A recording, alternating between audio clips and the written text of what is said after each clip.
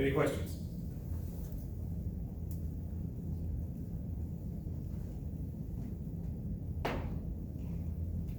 All right, I seem to recall we left off with a perfectly elastic collision. This is a slightly different problem, but we're still gonna go through the perfectly elastic collision, and we're gonna solve it the same way we did at the end of, I guess, last Wednesday. And then we'll go into two other methods of solving it. I will tell you now that on the last test, there will be a problem in which there will be a perfectly inelastic collision element and a perfectly elastic collision. Just letting you know now. So what does perfectly elastic collision mean?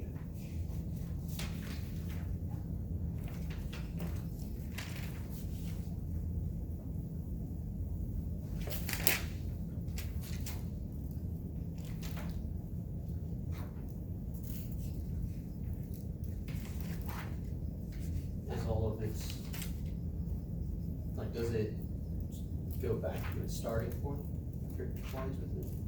No. The initial energy is equal to the final energy. More specifically, kinetic energy. And what else is also initial equals final? What else?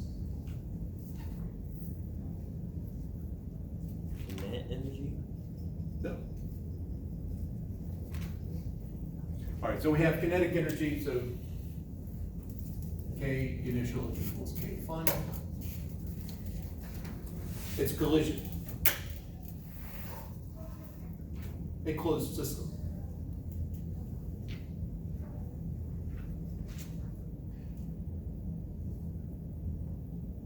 Related to the chapter we're on. Chapter 8.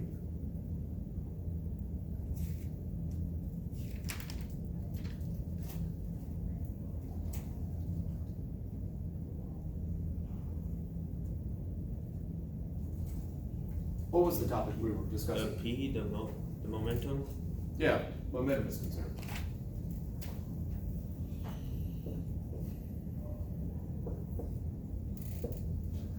All right, so momentum formula.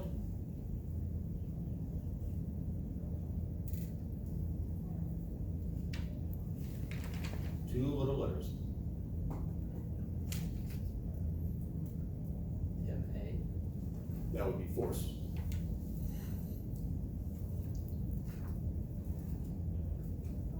MU. In some sources, Oh, it's not with Is it MV? NV. Some textbooks and sometimes U will be used for velocity, but I typically don't do that. All right, so I have two objects here, so I got mass 1 initial. Well, the mass is not changing my problem here. So we have mass 1 times V1 initial plus mass 2 times V2 initial equals mass 1 times V1 final plus mass 2 times V2 final. All right, so that's just conservation of momentum right there. I take the individual momentums, I add them together before, and that's my sum afterwards.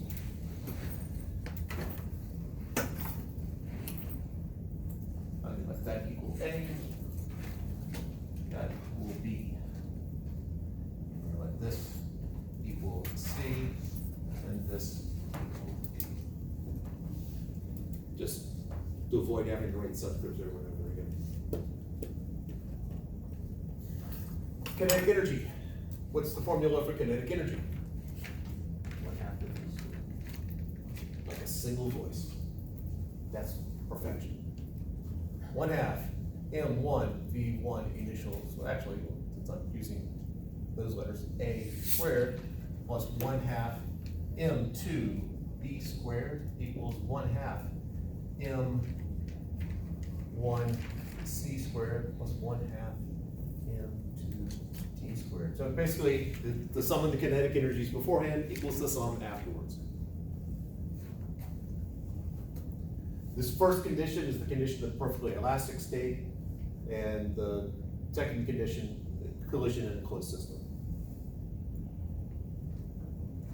plugging numbers in, so I got 2 times 7 plus 4 times 3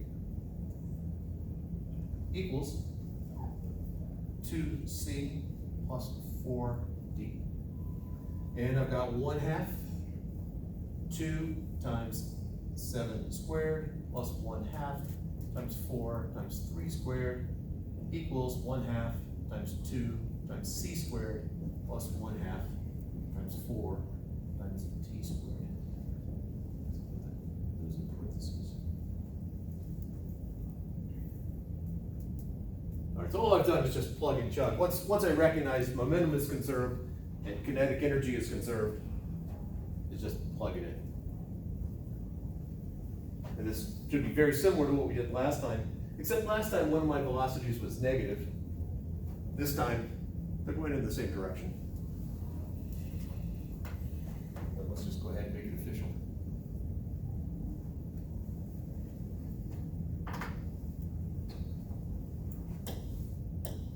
All right, so we have 14 plus 12 equals 2c plus 4d. And I've got 49 plus 18 is equal to c squared plus 2d squared. I'm sure we make a careless error there. So 3 squared is 9, times 2 is 18, and then 1 and 2 cancel out. All right. Feeling like I did not make a careless error.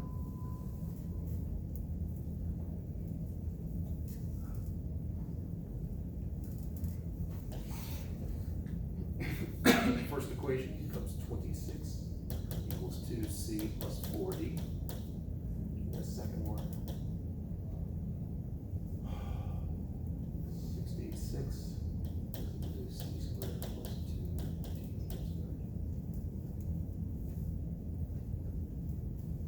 Did I make a mistake? 67. Thank you.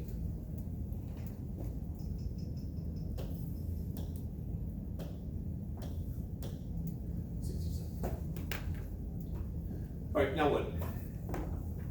Walk me through it.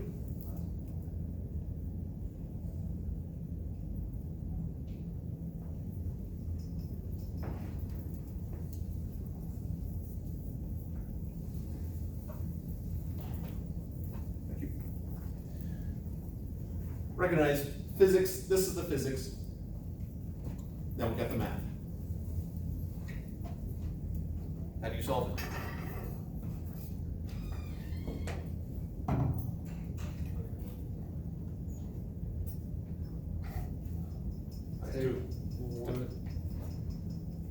Take one of the equations, isolate either the variables and plug it into the second equation.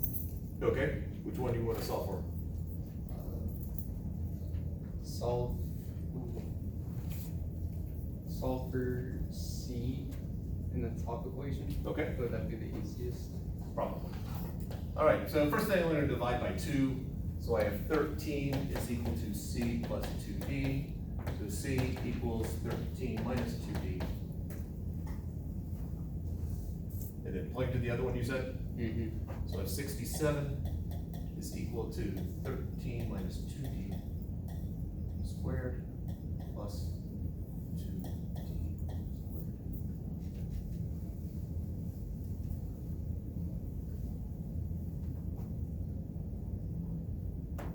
Well, if we get to the end, we'll know if we've made a mistake or not.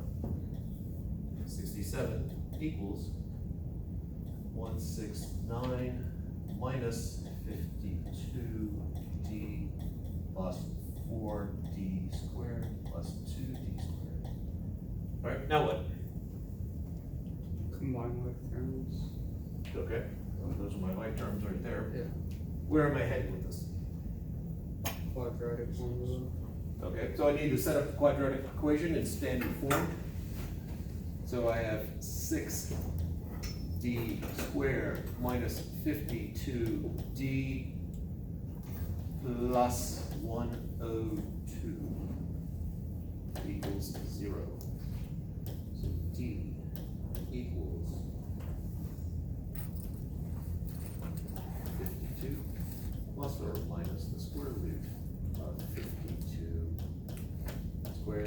minus 4 times 6, 1 and 2, divided by 2 times 6. There are two answers.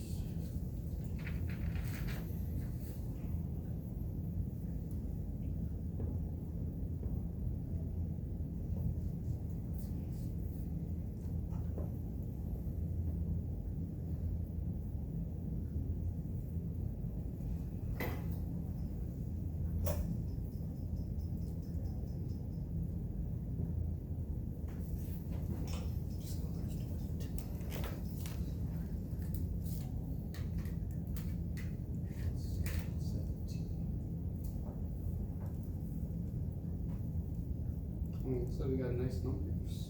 All right, what do we got? D's 17/3 and 3.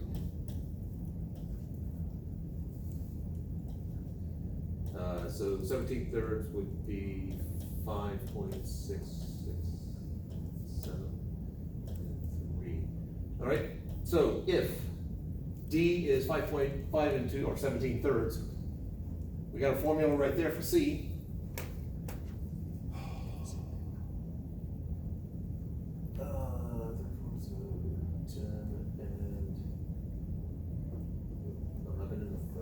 So I get C is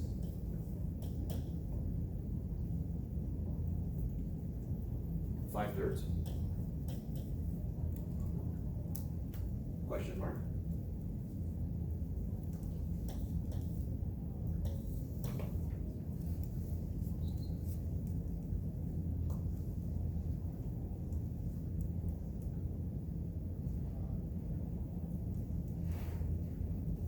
Attention notes.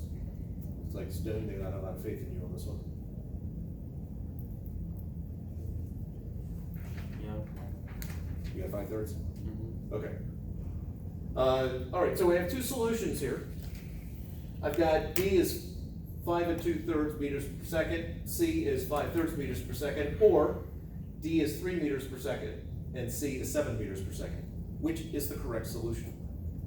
The top one. Why not? Why? Or why not bottom? Because it can't be the initial velocity stuff. Okay. So, So one of our checks is that, do we get the initial problem?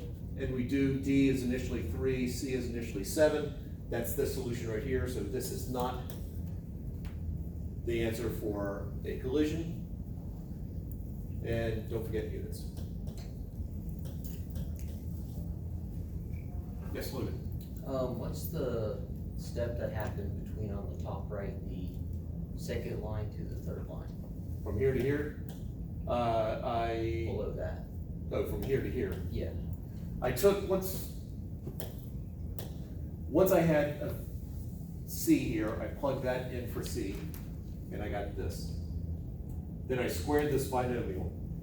So this right here is 13 minus 2D squared. And so once you multiply that out, you get this, and then you combine like terms to get that. Is that sufficient? Yep.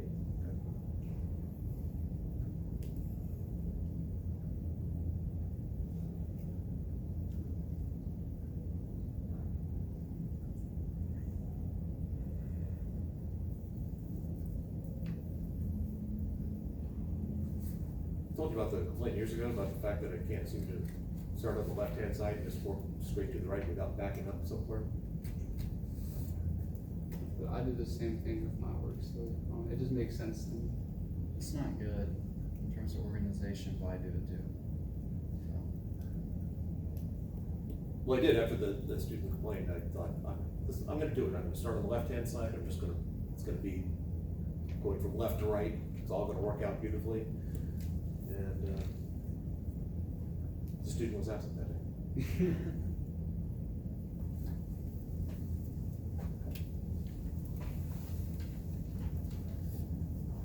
All right, so this is what I refer to as method number 1 to solve the perfectly elastic collision.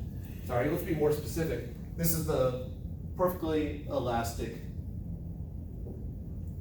start again, the one-dimensional perfectly elastic collision. Two-dimensional would be similar, except there would be a second momentum formula for two-dimensional.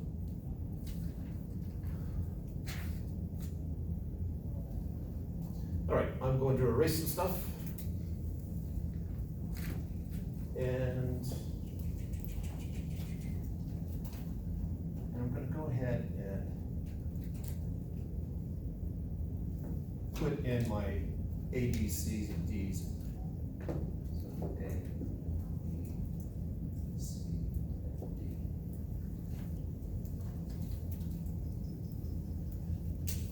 And I guess for formality, C is equal to V1 final, and D equals V2 final.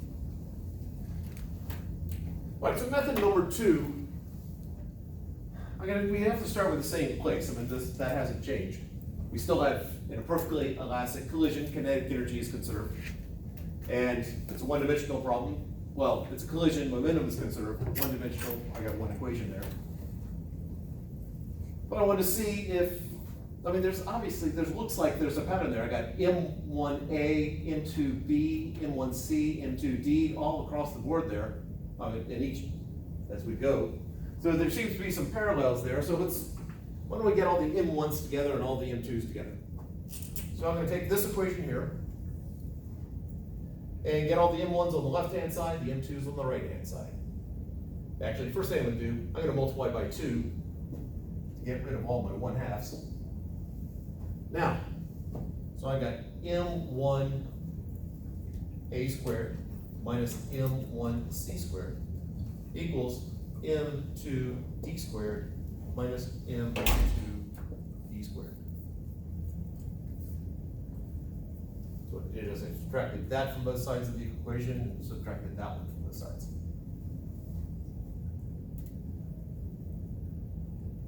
I'm going to do the same thing for the second equation. So I have M1A minus M1C equals M2D minus M2B. So again, just got all my M1s on one side, my M2s on the other.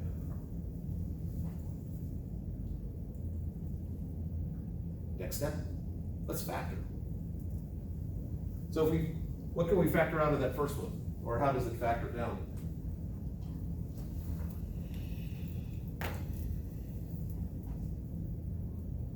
M1A squared minus M1C squared. Factor out to the n. All right, so I got M1A squared minus C squared.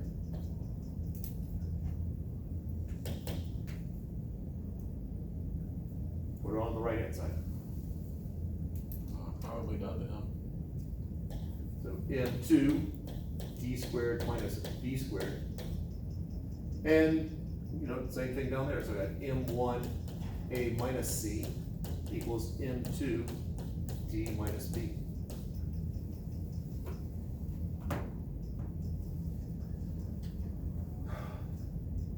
But I got A squared minus C squared, that factors.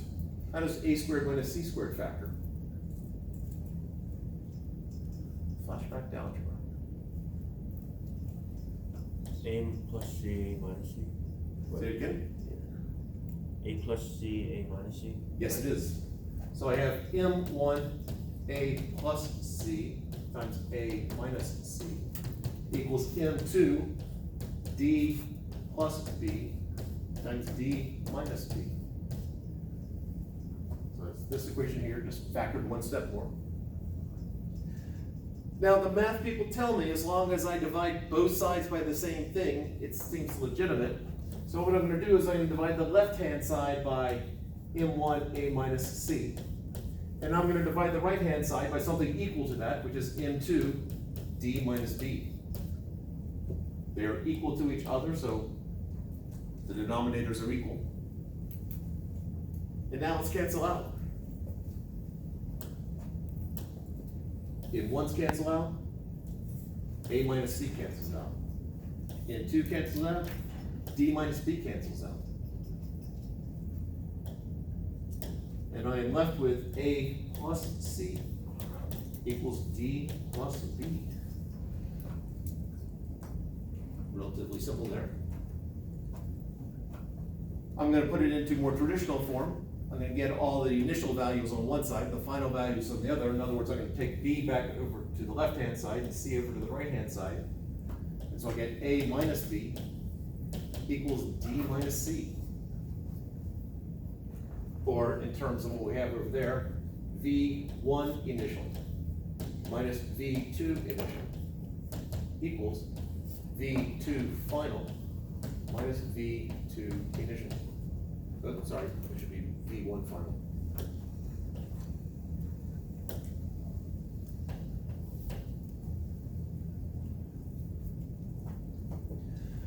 What this means, this is generally known as the relative speed of approach is equal to the relative speed of recession. The relative speed of approach here is 4 meters per second. So what we're doing is if I'm in the spot of, if I'm in the 4 kilogram mass here, how quickly is this approaching me? Well, it's approaching me at 4 meters per second because I'm at rest. In essence, I subtract, to be at rest, I subtract 3 from there, I subtract 3 from there. So relatively speaking, it's approaching me at 4 meters per second. After the collision, this should be going away from me at 4 meters per second.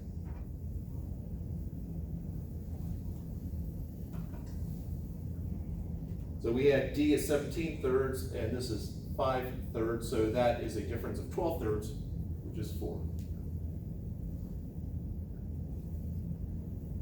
So it starts out, 2 is approaching 4 at 4 meters per second. And then afterwards, the 4 kilogram mass is going away from the 2 kilogram mass at a relative speed of 4 meters per second. Let's actually solve that. There. So we're going to take our 2 equations now. And I did something with it. I'll put it over here. We still have our momentum equation. I still have 14 plus 12